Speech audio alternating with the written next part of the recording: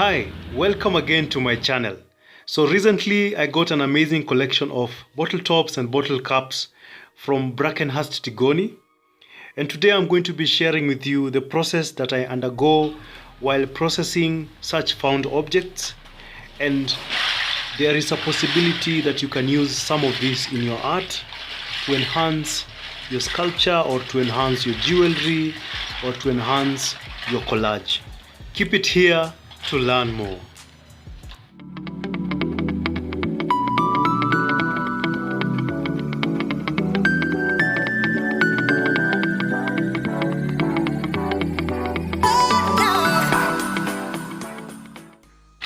Using a flat screwdriver, begin by removing the paper lining that lines the inside of the bottle top, and also you can weed out any extra unwanted rubbish that is in between the bottle caps.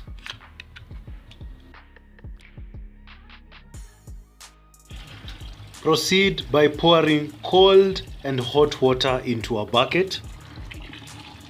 Add some detergent, and also, if need be, add a disinfectant.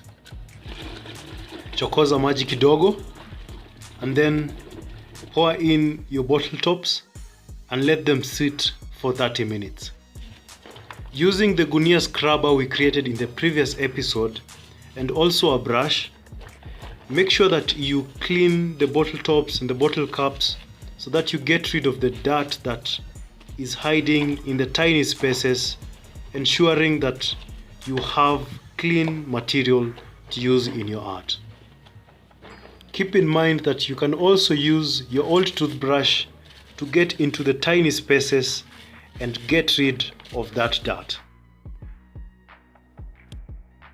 Once you are done with the scrubbing, ensure that you rinse out your bottle tops and set them in the sun, placing them facing down so that all the water drips.